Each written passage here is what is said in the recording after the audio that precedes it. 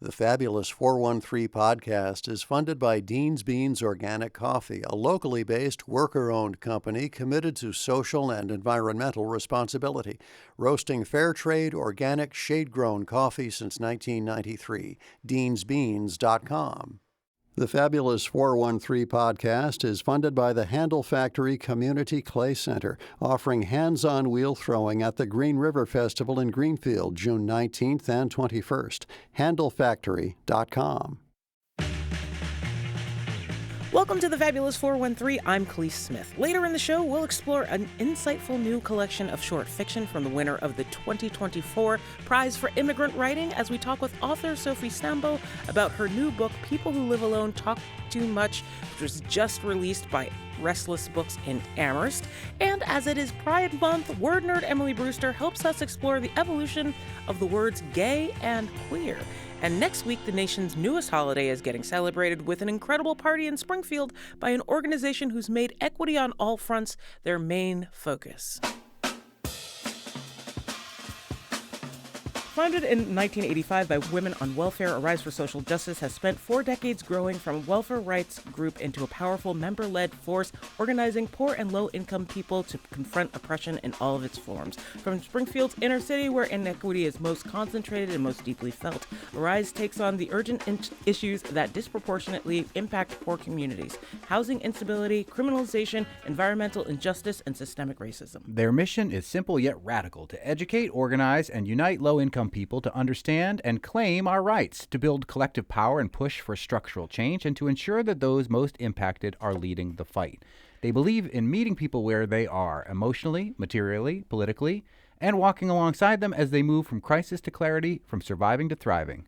At Arise, social justice isn't just a cause, it's a way of life, and the work continues until all of us are free. Arise's Juneteenth celebrations have become a tradition and a benchmark for the area in their scope and inclusion. And with us to talk about the celebrations that they'll host at Emerson White Park on the holiday itself, Friday, June 19th, is Arise for Social Justice's Executive Director, Tanisha Arena. Tanisha Arena holds a master's in nonprofit management from Bay Path University and is an experienced educator and growing a new heart, where she trains regularly on holding space, holding affinity, anti-racism, self-education, and support groups, and on dialogues across differences of social location, including race and ethnicity.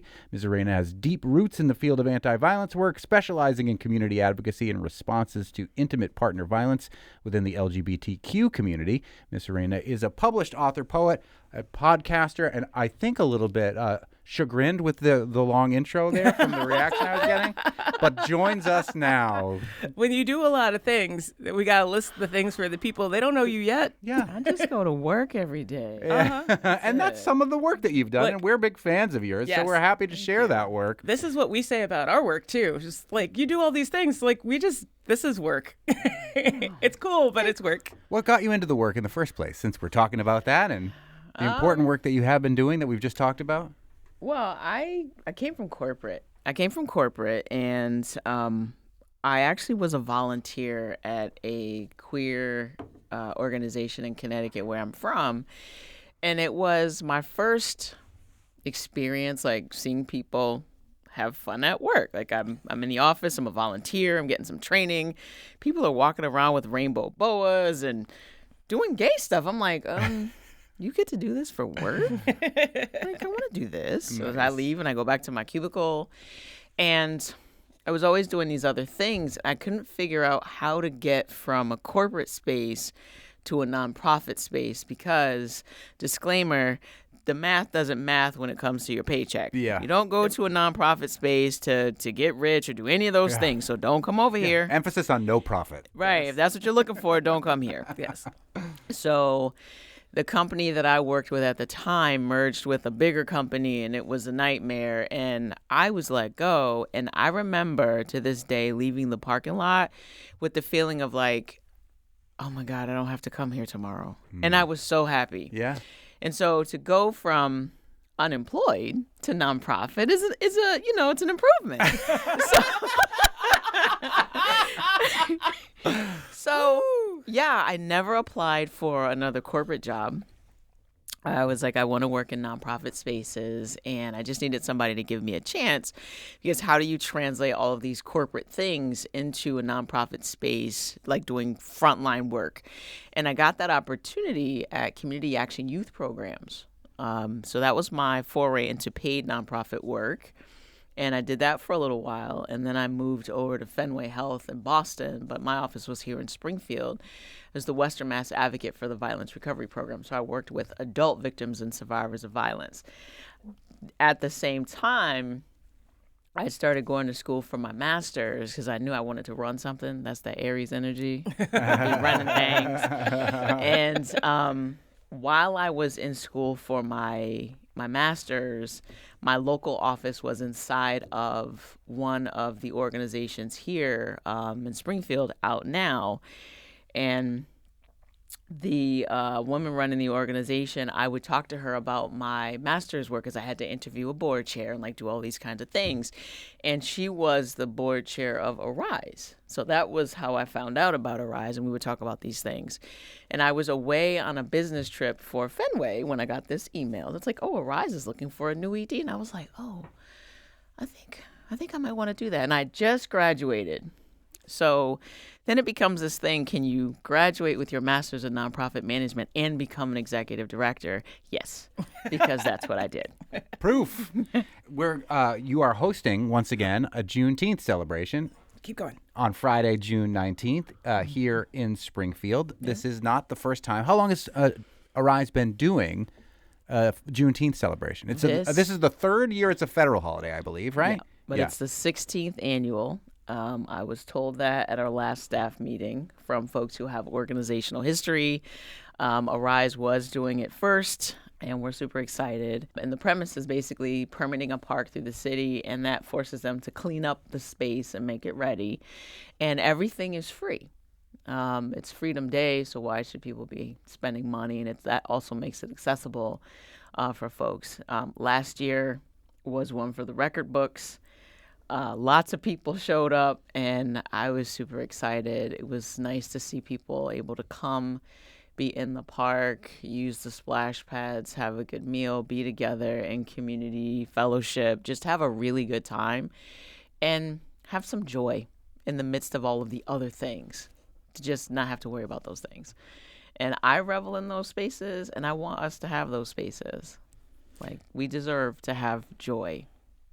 Have you, before coming to Arise and becoming a leader at the organization, were you celebrating Juneteenth on your own?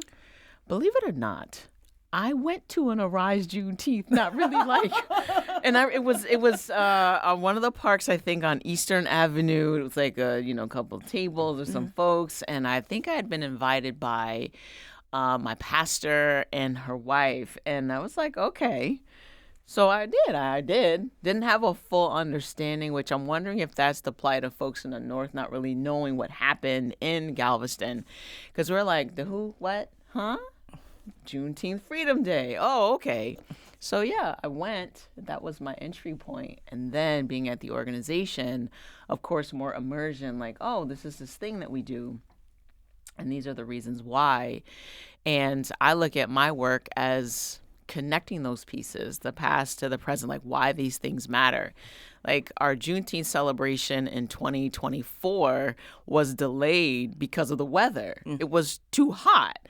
And so Juneteenth became July-teenth, and we talked about climate, what happens with the weather, and then also the fact that it took 2 years for that information of freedom to get to the folks in Galveston. So it's like, yeah, we're a little delayed. Just like this was delayed, and the reasons why. Like, let's talk about this history of why folks were actually free, but they didn't get to hear that they were free and still being enslaved. Mm-hmm. Yeah, so. Both having to do with some human interference. Yes. The changes in climate and the delay in the message. Yes. Right. Both of which one could make an argument still happening now. Mm-hmm. Speaking of that environmental action and the fact that it's one of the core tenets that Arise really deals with. The first campaign that I remember you working on with Arise, where I really became aware of the organization itself, was addressing the problem of the burn plant in in Springfield. Can you talk a little bit about that and what changes you've seen since that campaign was successful? Because that plant no longer exists. That plant no longer burns, as far as I know. Oh, I don't know if we're talking about the same thing because the burn plant, you're talking about biomass? Yeah. Oh, see, biomass is the thing that just won't die. Oh, no. Because it did die for a little while, but then I had And been then it hearing rumblings that resurrected. they Yeah, resurrected it's it. been resurrected. Especially because the portfolio of what is considered to be environmentally sound is changing, too. And again, those old problems are the same problems when somebody rolls back the environmental regulation, then of course they can come in and do this again. But talk about that campaign, because initially it was successful. I feel like it was. Yeah. Because again, if you look at it, again, that organizational history, this was 2007, 2008, 9, with this really coming to the forefront, and then things getting shut down around COVID, building permits expired, air quality permits were revoked. So it's okay, you can't, this is it. You can't build because you can't get these air quality permits. And we know that the air is bad. Springfield has a failing air quality grade from the American Lung Association. More than half of the residents have asthma or some other respiratory issue. Our kids are missing days of school because of asthma, these other related things. The adults, sometimes you can't go outside. We're in a valley. So it's the geography, and it's also the remnants of, the Industrial Revolution and what was here, the old factories. It's also the environmental racism, because you want to do the things where Black and brown people are. They use the highways to split neighborhoods, right? We have schools that are in between capped off landfills, railroad tracks, and highways. Lots of pollution. So this biomass plant, which they're steadily still trying to build, we're waiting on a judge's decision about these air quality permits. But in the interim, Springfield City Council has done their work in closing the loopholes that would prevent another business entity from applying for such a permit for such a project. We're trying to have the renewable energy credits disabled. This is not renewable energy, under the premise it's trees. We can plant more trees so that we can burn the trees, but it takes a long time, right? And the other plant was originally not even just going to be trees. It was going to be everything. Construction and demolition debris, stuff. just everything. If you're not going to burn it in your backyard fire pit, it shouldn't be burned in a plant to make electricity in a neighborhood where their already rates of asthma are higher than practically any place in the country. And frankly, you probably shouldn't be burning some of that stuff in your backyard. And yes, I don't want it in your backyard. I don't want it in my backyard, because it's all of our backyard. Because, as I've been saying, the smoke doesn't know to stay in the smoking section. Right. So that environmental justice is a huge tenet of what Arise for Social Justice does here in Springfield, and we're talking with the executive director, Tanisha Arena. What will be one of the major focuses of this Juneteenth celebration on Juneteenth, Friday, June 19th, in Springfield at Emerson White Park from 1 to 5? Mm-hmm. Tell us what some of the major themes will be this year. Well, the theme is always going to be freedom and joy. It's an opportunity for us to connect with the community, to ask what types of things they're seeing, what types of supports are needed. We started looking at transportation, public transportation in the city, and what people's experiences have been of that. And so that has opened us up to conversations with the PVTA, because they were curious about the information that we were receiving. So we're going to expand that out into a community survey. Again, what are your needs of public transportation? Are they serving you? We always have in pieces about people's housing situations. Do they know anybody that's experiencing homelessness? Have they experienced homelessness?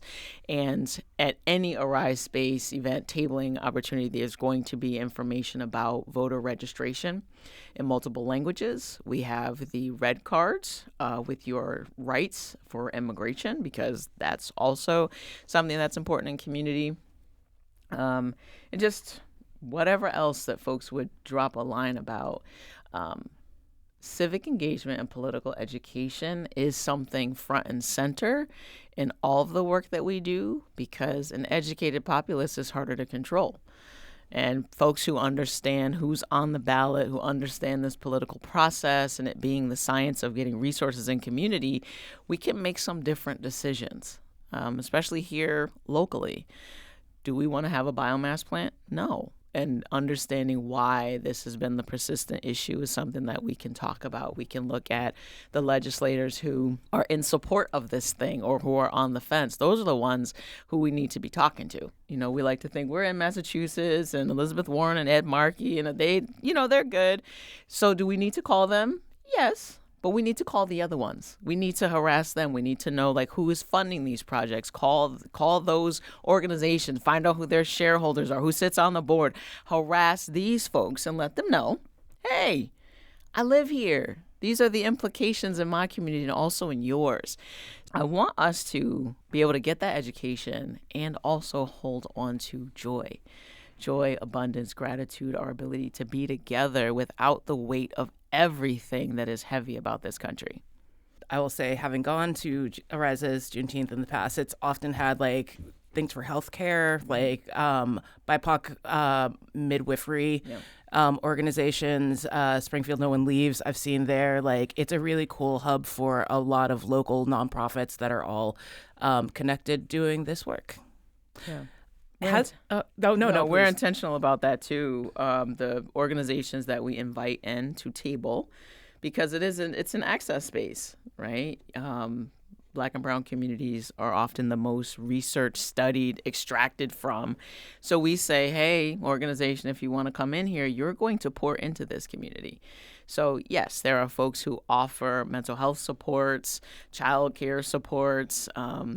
We're going to have a nursing station this year because it was hot and you're not going to catch me slipping twice. So got somebody taking care of that. Lots of volunteer.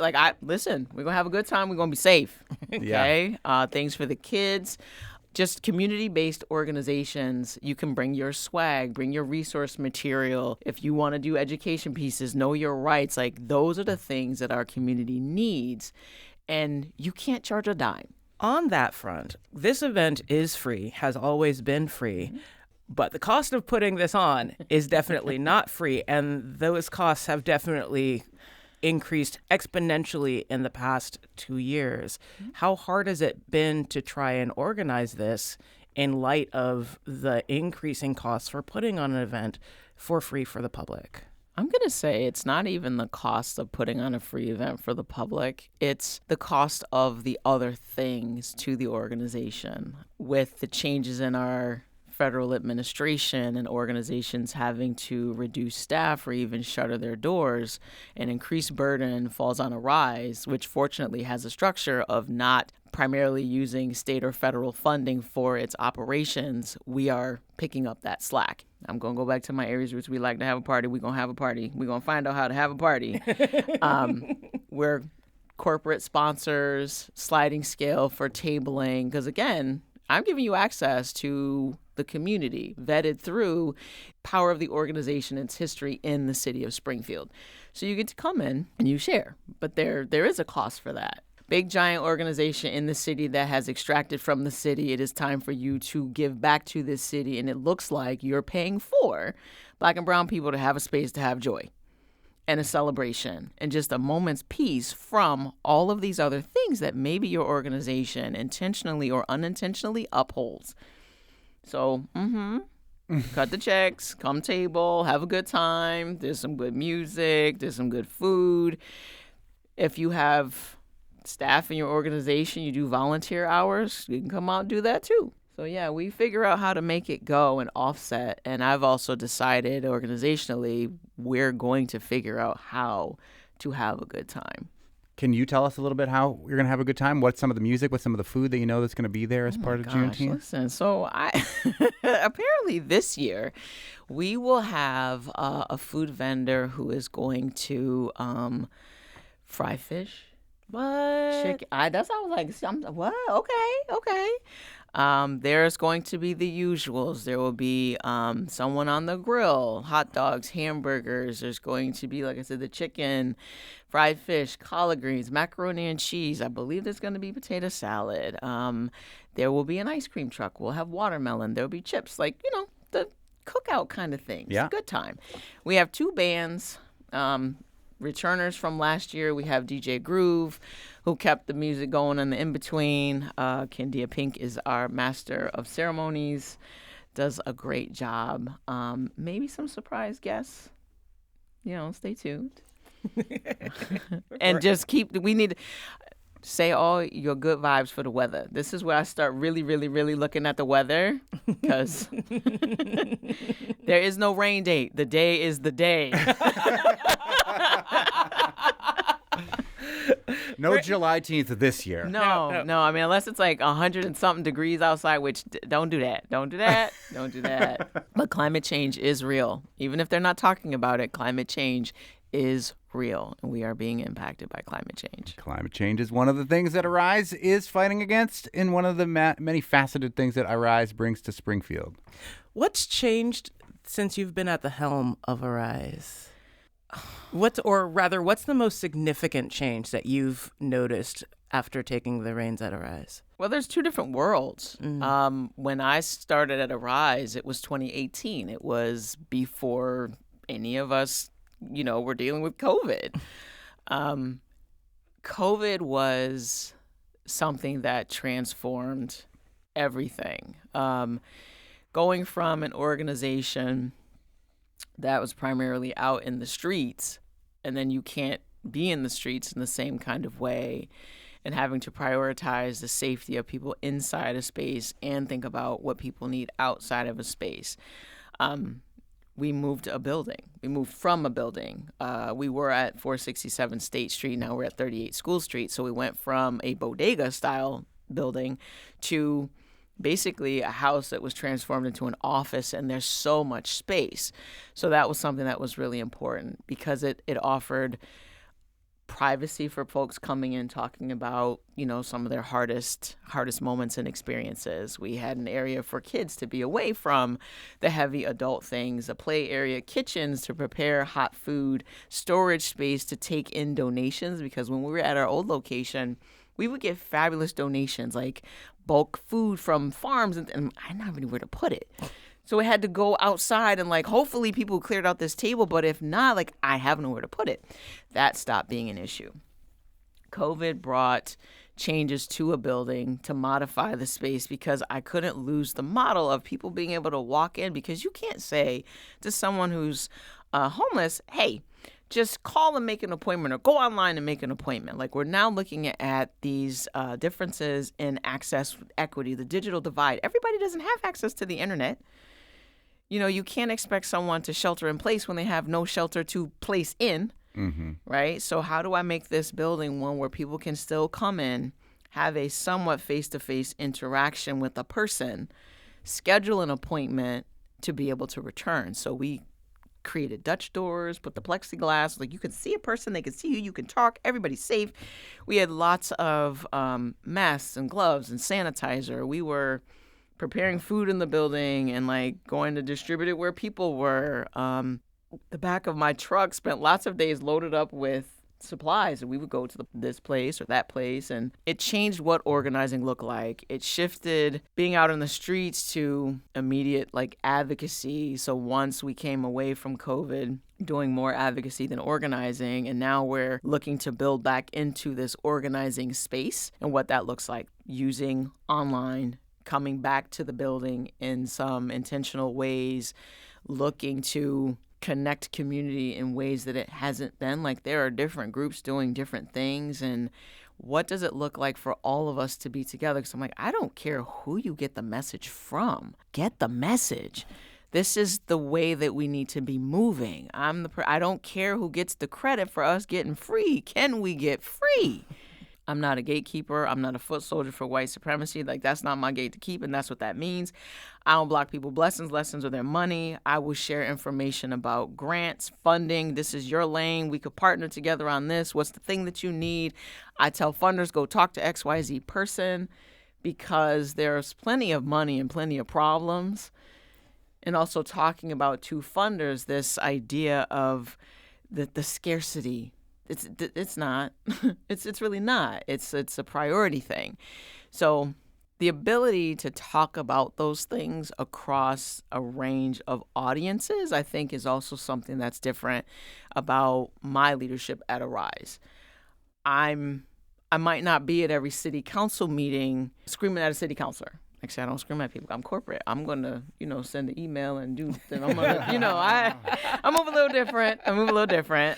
You remind me of the Instagram accounts of like lawyers of color changing lyrics from songs into legalese. You're making an attempt to harass me emotionally. Utilize the same mindset you used to harass adolescents physically.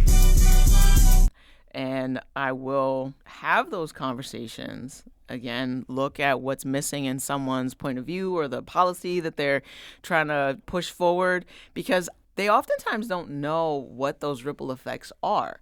Even in other organizations where Arise historically has adversarial relationships with, it's because you don't know how when you do the thing that you do, it impacts my work over here, that it impacts people in community, that there are deep impacts in our communities with the decisions that are being made. And sometimes the decision makers have no idea. I have to believe more often than not that they have no idea, because if they do believe it, then they're intentionally causing harm. And then we have to have another kind of conversation. Right. So I'm going to believe that you don't know, and I'm going to tell you, and then we're going to see how you move. If you're still moving the same, okay. Okay. So elections have consequences. Facts. This is Arise's 16th Juneteenth. Yep. And I think it's your most public-facing event. It's like your biggest public event. Yeah. How important is this celebration in the course of Arise's year? It's the biggest community draw. It requires the most resources and people power. It is the most community driven. And it is one that is not specifically attached to some stressful thing. It's not us trying to raise awareness for our lives. Like, hey, we're dying here. It's a good time. It's in the middle of the summer. It's not the pomp and circumstance of other things. And I say that because I talk about January in nonprofit space, especially social justice nonprofit. It's like, that's our holiday season because everybody has like a king thing over here and a king thing over there. And they're going to say some things that are whitewashed and sanitized about Dr. King. And it's like, no. Right. And then you get into it and you got March, April, there's graduation season and there's Juneteenth, and then we're winding it down into things about the fall. We're helping people get situated with energy assistance. Like, it's more, those are the things. Like, and they happen cyclically. Like, we're worried about people being housed. What's happening with evictions, foreclosures. Eversource is doing horrible things to all of us right now. Those are the pieces. Like, so it's the thing where we're basically planning a party. It is like, we're gonna have fun in spite of. Like, all year long, all these other things are trying to kill us. But guess what? We're still here. We're going to dance. We're going to sing. We're going to be with each other. We will talk about these things, right? What's going on, and think about the things that we need to do next, and maybe even plan next steps. But that's not the entirety of why we're here. We get to have a day, come together, and have a good time. But it is a big lift. It really, really, really is a big lift. I mean, y'all take over an entire park. I've seen what happens. Yeah. It's the Arise Juneteenth celebration coming back to Springfield at Emerson White Park on Juneteenth, Friday, June 19th from 1 to 5. Music, food, activities, resources, social justice, love, partying. Community. Family friendly. And we have been joined by the Executive Director of Arise for Social Justice, Tanisha Arena. Thanks so much. Thank you for having me. Our pleasure. Check out more information about Arise for Social Justice Springfield's Juneteenth celebrations and their other services and initiatives through their website, arisespringfield.org. Thank you so much to Tanisha Arena for coming in and speaking with us about all the really good work they do for the city of Holmes. We'll get into a new collection of short stories from Restless Books with author Sofi Stambo after we learn more about the journey of the words gay and queer from early English to today with word nerd Emily Brewster. You're listening to The Fabulous 413 on 88.5 NEPM. The Fabulous 413 podcast is funded by the UMass 5 College Credit Union, dedicated to creating access to financial well-being for local people, businesses, and communities. Insured by NCUA, umass5.coop. The Fabulous 413 podcast is funded by Berkshire Choral International, performing British Mavericks, choral orchestral works by Britton and Smith, June 27th at the UMass Fine Arts Center, berkshirechoral.org. Emily Is my road noise too much? No, no, it's fine. Great. It's like we're on a road trip through language right outside your window. Emily Brewster, senior editor at Merriam-Webster, our resident wordster. What are we talking about today? Well, it's Pride Month, Yay! so I thought we would talk about a couple very important words for Pride. Let's talk about gay. Gay is a great word. It's a very ancient word. It ultimately comes from Anglo-French. We borrowed it from the French. And Anglo-French in particular is the kind of French that was spoken in England after the Norman French invaded. So it is a kind of French that developed, or it was what was going on in England. Mm-hmm. And it first meant bright and lively. Gay is a nice word because it's almost all of its meanings were very positive until a brief time when they were not, and still are not. But it's traditionally had to do with, again, originally things being bright and lively. It was described something that was bright and lively. Then it could also describe something that was brilliant in color. So, a bird may have gay feathers. Right. Then it was applied to somebody who was showily dressed, and that was a gay person. It was also early on, and again, this is very early, like 13th century, 14th century. It was a word that could be applied as a compliment to any woman, which is like a nice thing to call a woman. I mean, I feel like it's still a nice thing to call somebody, but that might be because I am part of the community. Right. Well, we don't use it so much. So we say, "Oh, you are so, look how gay." I mean, well, we do say that, but it means something else. Yes. Yes. Yes. So now if I say, "Oh, my dear mother is so gay," it doesn't mean that she's so bright and lively and, attractively dressed or something. It would mean he is a partner who is a woman. So then in the 15th to the 18th century, we have the term gay being used to describe words and to describe speech as being particularly brilliant, like fun to listen to. And a gay mind at that point was a mind that is smart, is able to think things through clearly. And then we also have uses of gay meaning merry and lighthearted. Have you ever heard of the phrase the gay science? No. No, Do I you have want to not. guess what it is? Is it debate? Is it philosophy? Oh, that's a good guess. I might You're be just close. guessing that because of Socrates, famously Who gay. never used the word gay because he was speaking in Greek. Fair enough. The gay science, as of the 17th century, referred to the art of poetry, and then also soon thereafter came to expand to talk about the gay science was the science of literary criticism. So it's linked again back to that idea of a gay mind and gay words or gay speech having to be with what is brilliant, what is carefully thought of. And so care with words eventually morphed into this idea of the gay science being poetry and the criticism of poetry. Oh, I love this so much. So far, what this means is that from the 13th into the 17th century, things are very positive. There's this, I think of the word gay, if it's got a color, right? It's yellow and shimmering and short rainbowy also. But in the 14th century, it takes this slight turn that, so again, in the midst of this, because I was saying from 13th to 17th is what we've talked about. But in the 14th century, it also developed a sense that it kind of makes sense. It took on this sense of also describing somebody who's particularly promiscuous. Huh. So someone would be bright and lively and also promiscuous and then frivolous and hedonistic, uninhibited. And we have the beginning of the phrase going gay being used to mean going crazy or acting wild, being uninhibited. 14th century, going gay meant you're a little untethered from what society expects of you. Getting into a basically. little bit of the bacchanalia aspect of it, like, Yeah. yeah. Yeah. In religious circles, especially in very conservative religious circles, among populations like the Quakers and the Amish, going gay had a very particular meaning. It meant that you were no longer adhering to the practices and teachings of the church. Oh, wow.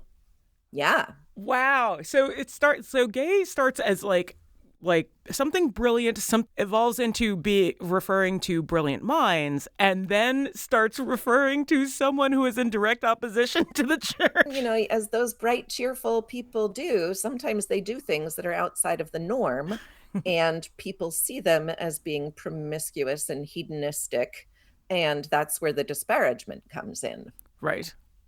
And then especially in a religious community, it's, in any kind of community that has strict practices, to be outside of those practices, it then carries a judgment and a weight attached to it. A tinge of the blasphemy. Yes, yes.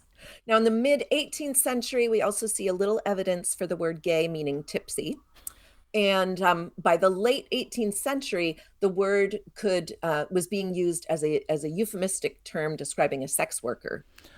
Oh. Well, that's not too far a walk from its meaning as promiscuous. So- Right, that's right. That's right. But it was right. It's you can see the evolution. The evolution is not really very surprising. Right. Right. But then again, going back to the brilliant mind idea, in the early 19th till the early 20th century, it was used just as a term meaning excellent or very good. Like Huckleberry Finn, Mark Twain says, that's gay, about somebody being able to earn money in a particular way. That was gay. That's got to be fascinating in modern classrooms to try and parse out. Yeah. Now, here's another interesting development, I think. In the late 19th century, the word was used in the phrase getting gay, and to get gay was similar to our get fresh. It was being overfamiliar with someone, being a little too forward. Ooh. So, like we would say, don't get fresh with me. Or, Right. I mean, that sounds a little old fashioned now, but they would say, don't get gay with me, meaning know your place. And then it could also mean being bold or reckless. And again, you can see how the positive descriptor, if this behavior goes in a direction that the speaker doesn't like, it's kind of an easy shift for a word to make. Oh, I love get gay. I'm going to bring that back into my general conversation. That's wonderful. Now, it wasn't until the 1920s and 30s that the word gay began to be used as a term to refer to someone who was not straight, and in particular, someone who was homosexual. Now, the normal word, the preferred word then, and still very much now the kind of the standard English term is gay.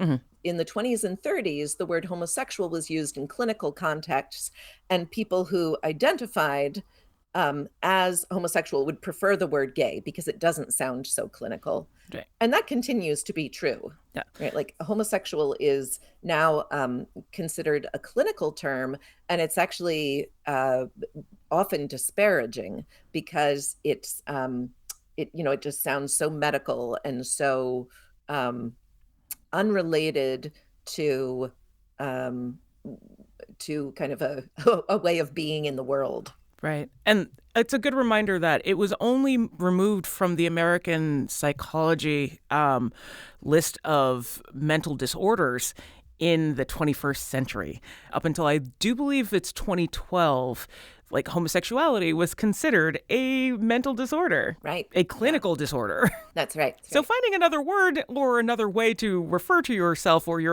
is definitely better. Well, and in this case, the word that was chosen is this word that has all these positive connotations with it. For the most part, even though we've talked about some of the negative things that gay could mean, when you read older literature and when it's not describing a person, it's usually describing something very positive. Mm-hmm. Now, in the late 1970s, we have our nation, the United States, to blame for the insulting use of the word gay, which you and I grew up with, right? Like it was insult. Oh, that's so gay, right? a song or a movie or something somebody says, if you say, "Oh, that is so gay," it means that is not very good. That's stupid. That's boring. It's foolish.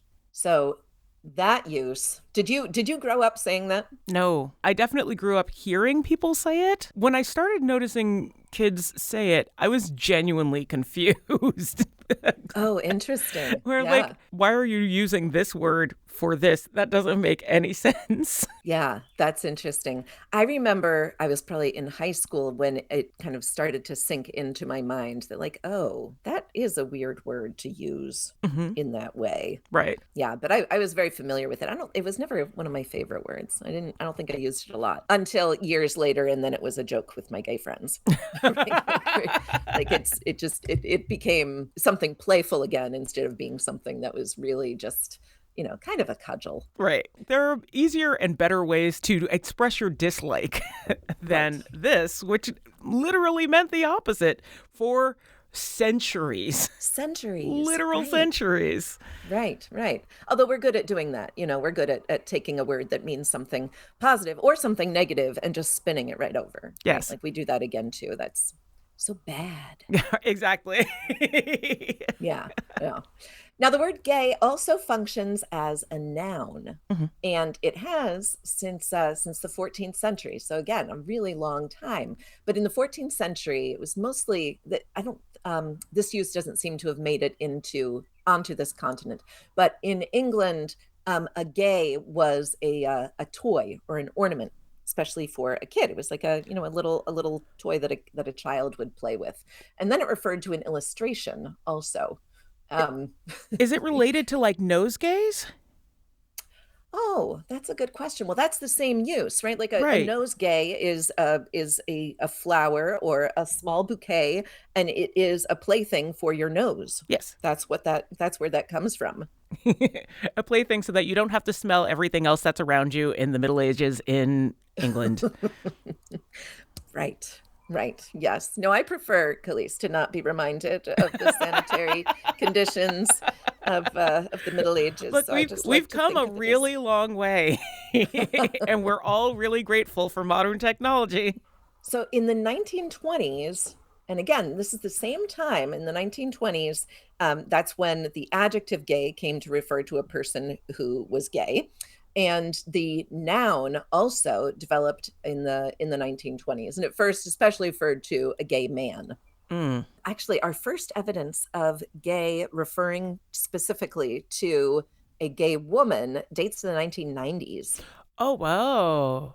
Yeah, that was surprising to me too, to see that it was so recent. I guess it makes sense because the way that I think English generally broadens its terms to unisex always takes a little bit longer for the quote unquote female gender component to come in. Like think about like the movement from actress to actor, like where we now mostly refer to people who are doing theater work as actors regardless of gender. And the same thing with like wait staff. Like there's waitresses, but like pretty much they're all waiters now or all servers now. Servers. Yep. And as with terms of identity, there are going to be particular people in a given population who really prefer one over another. Right. Who maybe don't want to be grouped in with gay men. Right. Right. So that's people have the terms that are personal to them, that fit how they feel about themselves.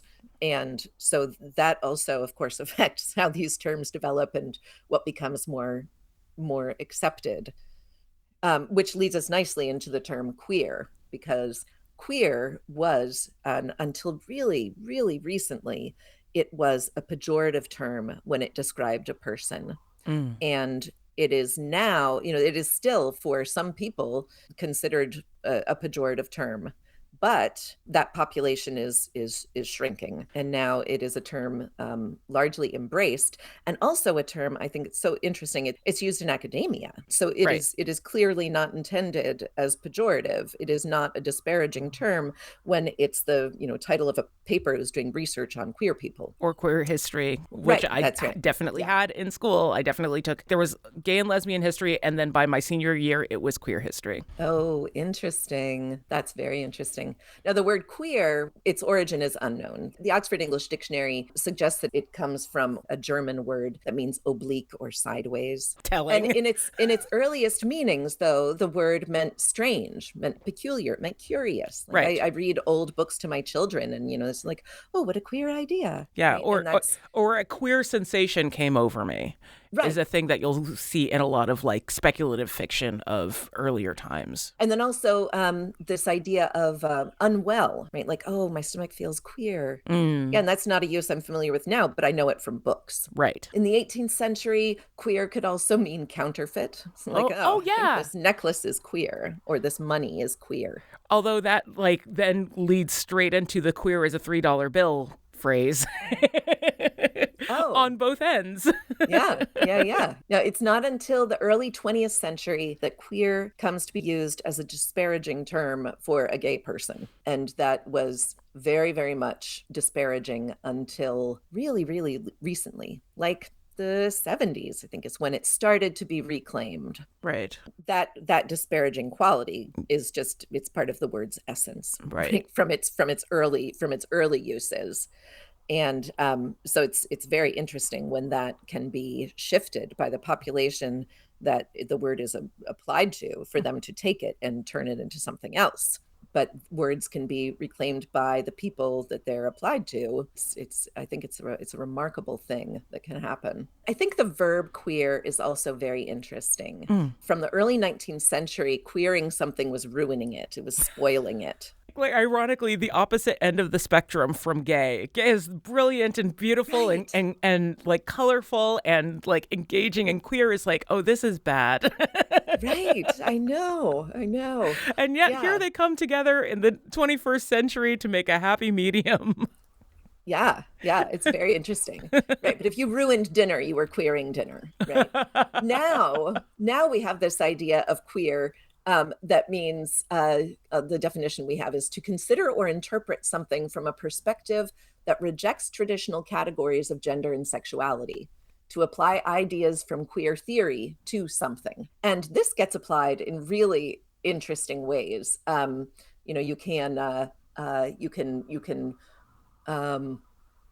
can queer gender, you can queer art, right? Like you can think of it in a way that rejects these traditional categories. So that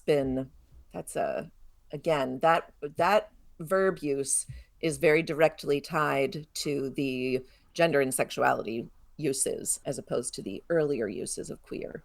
Cool. Queering has like its verb status, but I feel like at least now gay also is being used as verb. Are you seeing this too? You know what? We do not cover gay as a verb. And I'm right now looking in, as I have recommended before, Green's Dictionary of Slang. It is a free resource. It is absolutely fantastic. And Jonathan Green also does not catalog gay as a verb. I see content creators using it as verb. And that's also, there's something really uplifting about verbing gay too. Almost as if like bringing it back to kind of its original form of like, there's something really lovely and uplifting about using gay as verb. Okay, now that they're gone, can I gay? Get a yes! What is up, y'all? Welcome back to another Daily Gay Agenda meeting. I officially call this meeting into session. So does it mean to perform? Doesn't seem like the right word, but to... I think it refers, or like in context seems far more to behave authentically. Okay, but as a gay person. Yes, I think so. Yes. Right. At least, definitely in his case. To be unabashedly gay and expressing the fullness of that. Is Yes. that kind of the idea? I do believe so, yes. Oh, I love it. All right, I'm going to put that on my list. Yay! The creativity of English speakers knows no bounds. We just keep doing things with our words and pushing them in different directions and making them do more things. And fit us as we continue to grow, too. It's a beautiful thing. I love it. Yeah. Happy Pride, Emily Brewster. Happy Pride. Happy Pride to us all. And as always, if you've got a question for Word Nerd Emily Brewster, senior editor at Merriam-Webster, you can always send it to us here via email at thefab413@nepm.org. And now to explore the immigrant experience through the fantastic stories of Sofi Stambo in her new collection, People Who Live Alone Talk Too Much, which has just been released from Restless Books in Amherst. You're listening to The Fabulous 413 on 88.5 NEPM. The Fabulous 413 podcast is funded by Visiting Angels West Springfield, providing home care for seniors and veterans in Hampden County, including Angel Care, short-term post-surgery support for seniors and their loved ones. visitingangels.com/West Springfield. The Fabulous 413 podcast is funded by Northeast Solar in Hatfield, specializing in solar installations, battery storage, and clean energy solutions tailored to the homes and businesses of Western Massachusetts. Northeast-solar.com. Welcome back to the Fabulous 413. A nervous dog takes flight over Manhattan. A woman soothes her neighbors with multilingual telepathy. A purse snatcher inherits her victims' scribbled lists and worries. In these stories, immigrants to New York City work their way through absurd situations into even messier ones, commuting with their fellow diners, office mates, and the local cemetery geese, and greeting chaos with a grin. From Bulgaria to America, the short story collection People Who Live Alone Talk Too Much pulls at the threads of daily life, unwinding the ordinary into scenes of hilarity, introspection, and surprising connection. It's the debut volume collected by Sofi Stambo, who leans into curiosity, family, and the old world bonds that draw her motley characters together. Sofi Stambo is a writer based in Brooklyn. Her fiction has won the 2024 Kellman Prize for Immigrant Literature, the 2024 Lit Mag Virginia Woolf Award, the 2015 Disquiet Literary Prize for Fiction, and was nominated for the 2018 Pushcart Prize. Her work has appeared in the Kenyon Review, where Khalees went to school, Tin House, New England Review, American Short Fiction, AGNI, Chicago Quarterly Review, and elsewhere. The debut collection of stories will be released by local publishers based here in Amherst, Massachusetts, and our friend Ilan Staban's Restless Books. It comes out on May 26th. This book, Sofi, is an absolute delight. Yeah. We were talking when we got into the first couple of stories how much we love your tone and how you treat character. Like it was so delightful. Like it's so easy to connect with the characters on this page and really like see them in the snapshot that you're creating. What drew you to short fiction initially? Oh, you're so nice. Thank you so much for the nice words and for the encouragement of short fiction, because nobody has time for long anything. You know?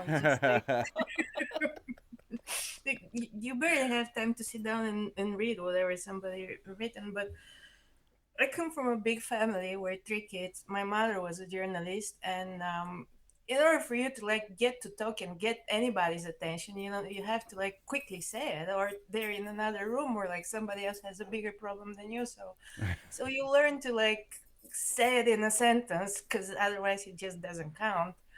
And you know, when I came to New York, and in New York people speak even faster than normal people. When I was going back, my father was like, "Can you slow down? Like, I don't understand what you're saying." So it's all about speed. Like you gotta run, or it doesn't happen, you know. And this, even though we only got the galley and abridged version of the book, it is a quick and fun and delightful read. All of the stories, some of them are connected, but most of them stand alone. And they're written in a style that feels somewhere on the cusp of poetry. It's got such rhythm and description. How do you fall on that? Do you write it like it's a poem? I used to write poetry when I was like everybody, when I was in high school, and then it kind of became not so cool, and you know, it kind of became short stories. So I don't know, I mean, shape is important, and it has to look like a whole thing, and it has to have impact. That's why writing a novel is a whole other different challenge. It's almost like a different profession. Mm-hmm. And I don't know about that, but like writing short stories is more like sitting and talking to somebody for like 20 minutes. You have that much to say, and you say it, and it better have a punch at the end, or again you're irrelevant and next, you know. We're speaking with author Sofi Stambo, whose new collection of short stories, People Who Live Alone Talk Too Much, is out. We mentioned that you've won the prize for immigrant writing. Is it harder to write in English? Do you get the same nuance that you would want if you wrote it in Bulgarian? It's very hard to write in English, but you don't have a choice when you live here because life happens in English. So if something is funny, for example, if you sit down to explain what that is in Bulgarian and like all the references and it all gets lost. So you have to pick a language and stay with it. It's my second, third language, and I'm not good at it. I have an accent. People like listen to me with their eyes open and they move their lips like trying to get me to like say it. So it's a challenge, but I try here. Your English is very good. I mean, and your prose / borderline poetry is also it's very very, good. very good. So, yeah, it's better than I could do, and I've been speaking English my whole life. The other thing, the way that you describe scenes is so wonderful. It's like slightly naughty at times. I love that element to it. It reminds me of a Tom Waits song. I don't know if you're familiar with him as a musician, but like the weirdness encapsulated in the descriptions of the scenes that you set us is wonderful. And I'm imagining that it is beyond just imagination, that these are some of the things you're literally witnessing in your life in Brooklyn. Yeah, I keep telling people because they're like, "Is that fiction? Is that nonfiction?" And I'm like, "Well, you call it fiction because it gives you the permission to say whatever. I prefer to call it fiction. It's mostly things that like you notice, like you observe, because life is more interesting than whatever I can come up with.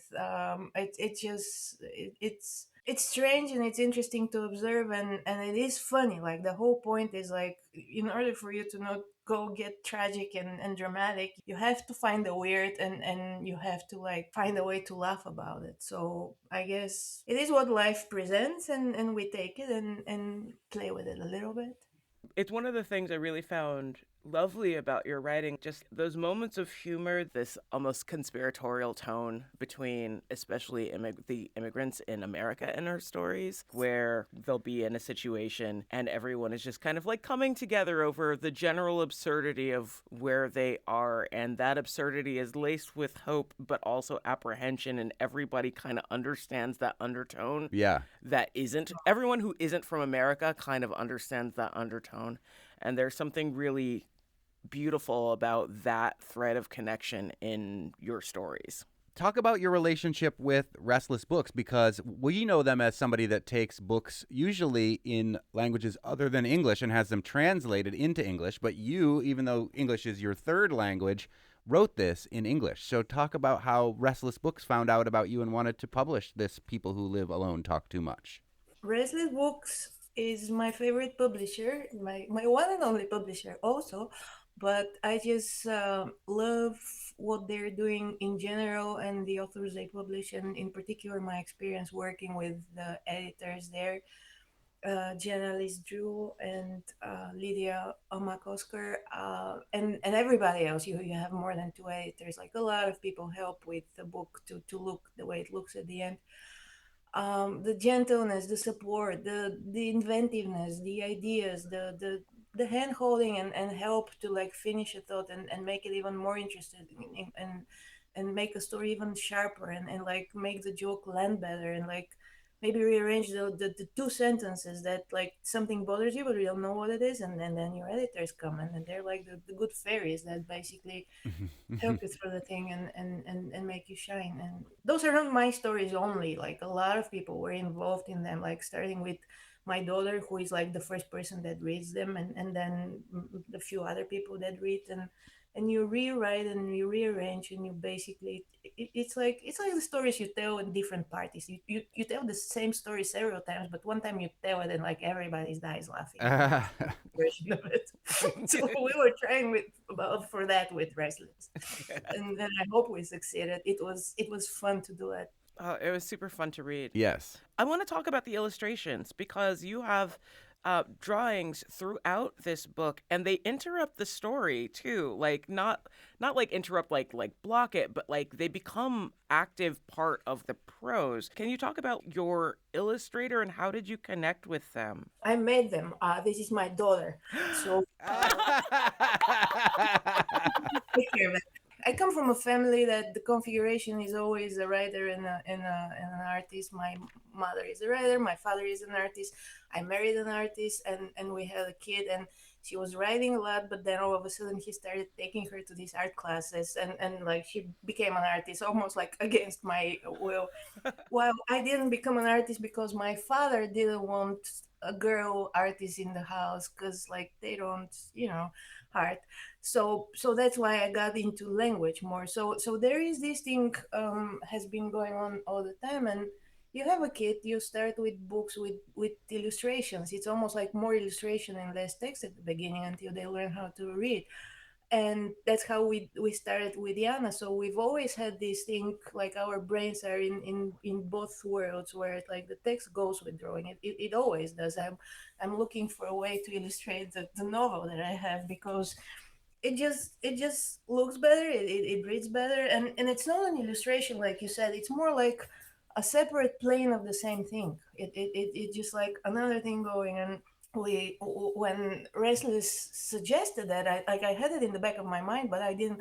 And they were like, "Whose illustrations are on your website?" And I was just like, "Yana's." And that's how they suggested we tried, and that's how I thought I pitched it. It was more like Shel Silverstein, like you know how Definitely.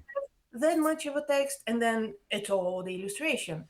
They just go together. You don't want to have just the text because it's not enough. So we were trying for something like that. Of course, we're miles behind Shel Silverstein, but like that was the idea. It just looks better, it reads better, it's easier. I thought it added so much Me too. to like all of those stories. Just an extra character that like you got to see on the page. It was super cool. The illustrations are vibrant in a Shel Silverstein-y way. They feel like they're moving while you're reading the book, and the book moves as well. And the book is called People Who Live Alone Talk Too Much, and we're speaking with the author, Sofi Stambo.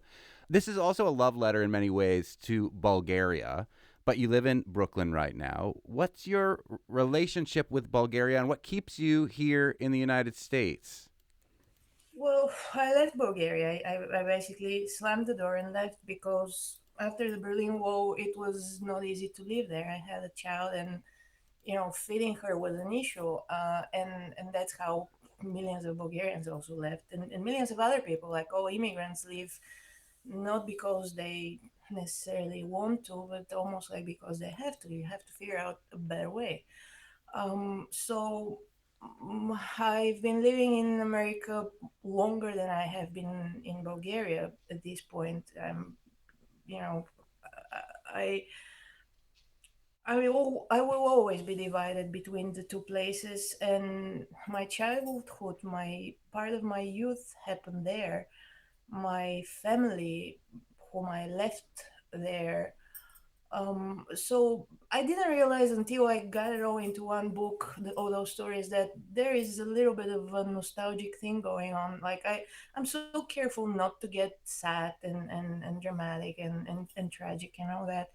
So but then I noticed that, like, what am I doing? I'm going back to the moments when I was like a child, like the comfort zones that you have, like at the sea, at the with my grandmothers, and then I was like, I'm writing about my grandparents, like all of them. So I decided to basically dedicate the book to like all my grandparents, because these are the people that basically made us, because this is how we were brought up. Like, it wasn't that much kindergarten. It was like from this grandparent to the next. So they can feed you and raise you and read a little bit of book to you, or like sing, and we recited a lot of poems, like we learned them by heart. So all that for me is like it's not Bulgaria. It's like my like me, like that's how I was Yeah. on this language with these people at that place, and then we move that, you know. Yeah. Speaking of like opening paragraph of Baba Borka, it might be my favorite part of your book that I read, since I didn't have a chance to read all of it. But the opening paragraph, I had to stop and reread it several times because I thought it was so beautiful. Go ahead, read Okay. it if you have it. I absolutely have to go to Coney Island every weekend. People think that's strange, but luckily I don't care if people love me like I did before. I used to suffer and blush and stay home and cry. Not anymore. I grew out of this. One day I woke up and realized that what matters is to get up at 6, go to work, calculate for 50 hours, get yelled at, watch people be bullied, stay calm, and not kill anyone. I can do this, but only with large quantities of Coney Island. I love that. Like it's so rich. It puts you so fully in a moment and in a person. All of the stories that I read of yours are like this. It's so great. Can we talk a little bit about moments of heartbreak and how heartbreak varies on this shore and in Bulgaria? Because I think the way that you show them in America is different from the way that they show up in memory for you in Bulgaria. Your brain plays games with you, and like in Baburka and maybe in other places and in life. um when I moved, it started, and I thought maybe I'm losing it. But like you start seeing people that you know are not here. Like Mm-hmm. they're either not alive at all, or they're just like not here. They're on another in another country, and your brain kind of starts to make unfamiliar places familiar, almost like in a soothing way. So you don't feel like that alienated. Like that's Coney Island is exactly like the Black Sea beach, like almost 100% if you close your eyes, especially because the waves, the kids screaming, or the occasional Russian that you hear, just like it's like one to one, same. So the heartbreak, and remember how we're trying to not get a heartbreak, like we're patching this heart with like all the band-aid that we can find. So basically you're trying to not get sad, and I'm trying to not be dramatic because we're not sentimental people, and what does it do? Like it doesn't help. When I got here, there was no internet, obviously, and phone calls were very expensive. So you call back not very often. You send mails and they get lost because they check the mail over there, and sometimes people send money, so they just stop arriving altogether. So basically, there is no connection. Like unless you pay, like it was what, like 89 cents a minute is your conversation. So your short story better be like a poem. Better be mine. You're just like gonna go broke. so so all that is like the backstory of like every immigrant, really. Nothing special about me. I went through like I'm a textbook scenario of how it's done. And then your people start dying, like our grandparents, like we lost them while we were here. And the trick that I played, I just pretended that didn't happen. And I still have it. And like I can call them if I want to. Like I can do that. It's like it's not that they're gone. I'm just like not talking to them right now. So it's almost like childish, but it helps. I love the scene where you follow somebody that looks like your grandmother. I've done the same thing where like you really gravitate to someone because they remind you of someone who's no longer here with us, and it really rang very true and beautifully in this book. Thank you so much. It really, and I also have a trick to it, like because it happens to me often. I hope I'm not losing it completely, but you know not to get too close, because if you get too close, then there will be a subtle difference. And I'm almost like, let me just pretend for a little longer. Mm. And I'm like, what if one day there isn't any difference? Like, what am I going to do then? Am I going to attack this person and then like go kiss them and hug them, and then they'll call the police? Are there idiosyncrasies about America that, like, as an immigrant, you think keep popping up in your writing? Oh, America is my favorite place, and at the same time, it annoys me, and I share this feeling with other immigrants because we play the game of like, oh, we have a plan B, basically, even though we don't. But idiosyncrasies, Americans are Anglo-Saxons mostly, and there is this way of behaving which is standoffish, and that's appropriate. And Bulgarians are loud and emotional, and we touch and we scream and we didn't like. And so when I'm here, I look for people like that. So I've noticed that, for example, without generalizing, which how can you not generalize, but like people from the south, like immigrants from like similar, I don't know, Mediterranean type of cultures, you look for people who have reaction rather than from like uniformly not reacting. It's very hard for me to not react, and it's expected when you work, and it's like it's a professional way. So so then you look at how people react, and that inevitably is funny, and you can go and observe it and make something out of it, because we do it in a different way. And even people who don't react, that is also an interesting thing to observe. It really is a wonderful observation of life in America through the lens of a Bulgarian woman writing in her third language, but in a way that is so poetic and artful and vibrant and fun and funny.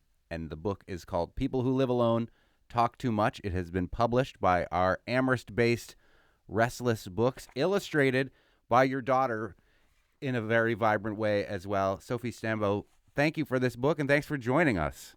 Thank you so much. This was so cool. Oh, no, thanks. this was awesome. The book is fantastic. Like, I finally, actually downloaded the full reader. So, now I'm going to go home and finish it. But, the first third was so good. Just so good. Yeah, so. it's great. Sofi Stambo's collection of short stories, People Who Live Alone Talk Too Much, just came out yesterday through Amherst Restless Books. Find it through their website or their brick-and-mortar store in downtown Amherst. And we'll be talking with that publisher about another collection they're releasing at the end of the month called A Nation Wrestles with God, American Prophets, Philosophers, and Firebrands. It looks to be really cool. On the next Fabulous 413, we'll look at another Juneteenth celebration at Ancestral Bridges in Amherst, and we'll anchor 413 Gives Day in a chat with the folks from the Elizabeth Freeman Center in the Berkshires. I'm Clee Smith. Talk to you tomorrow on the Fabulous 413.